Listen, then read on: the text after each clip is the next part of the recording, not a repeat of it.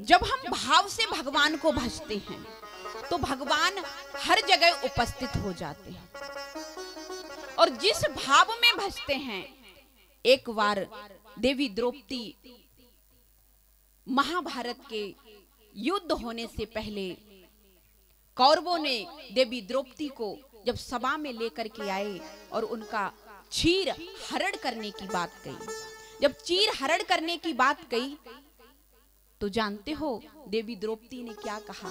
कन्हैया, तुम्हें याद है वो दिन? कौन सा? जब हमारा चीर हरण होने जा रहा था तो हमने तुमको बुलाया, तुमने आने में बड़ी देर कर दी।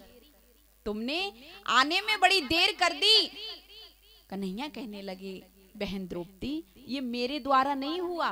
बोले और? बोले ये तो तुम्हारे ही द्वारा हुआ। कैसे? अरे मैं तो उसी सभा में उपस्थित था, तुमने मुझे यहाँ से बुलाया ही नहीं। तुमने मुझसे कहा कि दुख हरौ द्वारिका नाथ, दुख हरौ द्वारिका नाथ। फिर मुझे यहाँ से द्वारिका जाना पड़ा और द्वारिका से द्वारिकाधीश बन करके आना पड़ा। तो किसी ने कहा भगवान से, प्रभु हाँ, आपने इतना चीर बढ़ाया द्रौपदी का, इतना चीर बढ़ाया द्रौपदी का, आपके पास इतना चीर आया कहां से? आपके पास इतना चीर आया कहां से? तो द्रौपदी की ये बात सुनकर के कन्हैया कहने लगे भक्तों से, प्यारे हाँ, अरे हमारा तो भक्तों से लेना देना चलता रहता है। हमारा तो भक्तों से लेना देना चलता रहता है। इधर से लेता हूं, इधर दे देता हूं। कैसे? बोले हमने गोपिकाओं का चीर हरण किया और द्रौपदी का चीर बढ़ा दिया। इधर से लिया और इधर दे दिया। मतलब भगवान बोले कि जो कुछ अनंत से जुड़ जाए, प्यारे यहाँ पे बड़े ध्यान से सुनने की बात, अगर आपका एक धागा अनंत से जुड़ गया तो सब कुछ अनंत हो जाएगा। अगर आपने वो धन या धागा आकर के अनंत से नहीं जोड़ा, फिर उसका अनंत होने वाला नहीं है। क्यों? भगवान कृष्ण की उंगली पर चोट लग गई।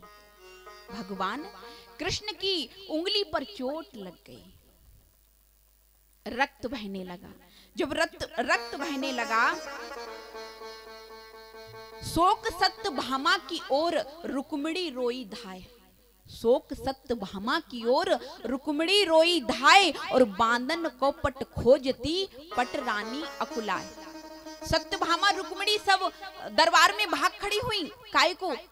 किसी कपड़ा को लाने के लिए कि भगवान कृष्ण की उंगली पर लपेट दें, क्योंकि रक्त बह रहा है। जब देखा कि रक्त बह रहा है, सत्यभामा रुक्मिणी इत्यादि सभी पटरानियां दौड़ी दौड़ी पट खोजने के लिए भाग रही हैं।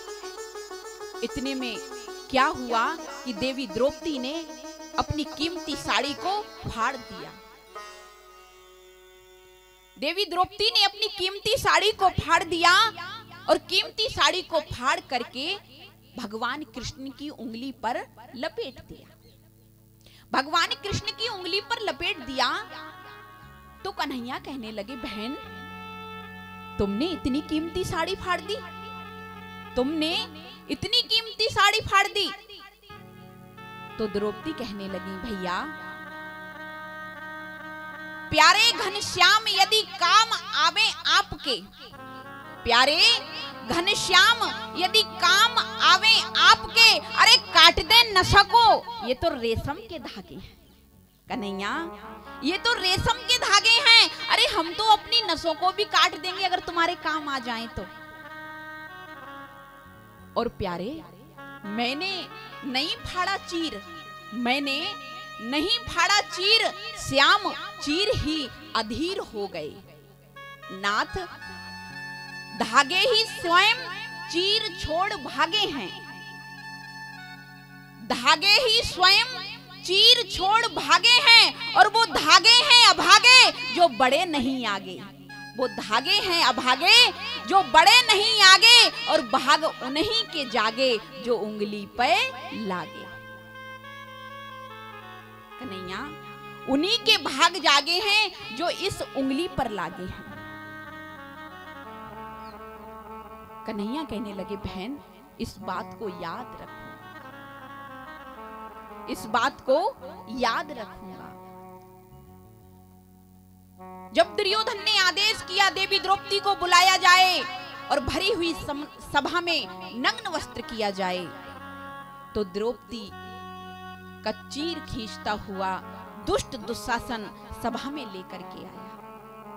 जब सभा में लेकर के आया, सभा में आने के बाद देवी द्रौपदी भीष्म पितामह, करुणाचार्य, कृपाचार्य, धृतराष्ट्र सबके आगे जाती हैं। पितामह ने देखा, तुरंत सर को नीचे कर लिया। कृपाचार्य, द्रोणाचार्य, धृतराष्ट्र सबका मस्तक नीचे हो गया। पांचों पांडवों के पास गई। पांचों पांडवों के पास जाकर के जैसे ही नजर की कि पांचों पांडवों के सर नीचे हो गए। जब सर नीचे हो गए तो देवी द्रौपदी समझ गई कि अब मेरी लाज बचने वाली नहीं है। जब मेरी लाज बचने वाली नहीं है, तुरंत देवी द्रौपदी ने दोनों हाथ खड़े कर लिए। प्यारे, दोनों हाथ खड़े कर लिए और भगवान कृष्ण का ध्यान लगाकर कहा, तुम कहां छिपे भगवान, करो मत देरी। तुम कहां छिपे भगवान, करो मत देरी। दुख हरो द्वारिका नाथ, शरण में तेरी। बिन काज आज महाराज लाज गई मेरी। बिन काज आज महाराज लाज गई मेरी। करे द्रौपदी करण पुकार, शरण में तेरी। हे महाराज, मेरा तो कोई काज भी नहीं था, मेरी तो बिना काज के ही लाज जा रही है, मेरा तो इसमें कोई दायित्व भी नहीं था। अरे आपस में ये युद्ध हो रहा है, मुझे क्यों नग्न वस्त्र किया जा रहा है? भगवान के दरबार में जाकर हमेशा दोनों हाथ खड़े कर लेना चाहिए, क्योंकि जब दोनों हाथ खड़े कर दोगे तो ठाकुर जी समझ जाएंगे कि अब अपने ऊपर चलने वाला नहीं है, इसने अपनी गाड़ी मेरे ऊपर सौंप दी है। जब इतनी बात कही द्रौपदी ने, तो तुरंत द्वारिकाधीश भगवान सभा से उठ करके द्वारिका पहुंचे और द्वारिका से द्वारिकाधीश बन करके आ रहे हैं। और आकर के देवी द्रौपदी की सभा में उपस्थित हो गए और जैसी लाज रखी द्रौपदी की, दुशासन पछारी। जैसी लाज रखी द्रौपदी की, दुशासन पछारी। और खींचत खींचत दो भुजा हारे। खींचत खींचत दो भुजा थाके, पर होन न दीनों उघारी। ऐसी लाज बचाई गिरधारी। गिरधारी जी ने ऐसी जब लाज बचाई, प्यारे, कन्हैया ने उसी दिन कह दिया था कि तुम्हारी इस बात को याद रखूंगा। जब देवी द्रौपदी ने कन्हैया की उंगली में जो चीर बांधा था, उस चीर में, उस पट में 999 धागे थे। कितने? 999 धागे। और लेकिन जब कन्हैया ने वही बात याद करके, क्योंकि अनंत से जुड़ा तो चीर अनंत हो गया, और जब द्रौपदी की लाज गई तो चीर बढ़ाया, तो 9999 मीटर की साड़ी के रूप में बना के दिया। 9999 मीटर की साड़ी बढ़ा दी गोविंद ने। दुशासन कह रहा है, नारी की साड़ी है कि साड़ी की नारी है? कि नारी के बीच में साड़ी है कि साड़ी के बीच में नारी है? कुछ समझ में नहीं आ रहा है। प्रभु से जब अनंत जुड़ता है तो सब कुछ अनंत हो जाता है। प्यारे,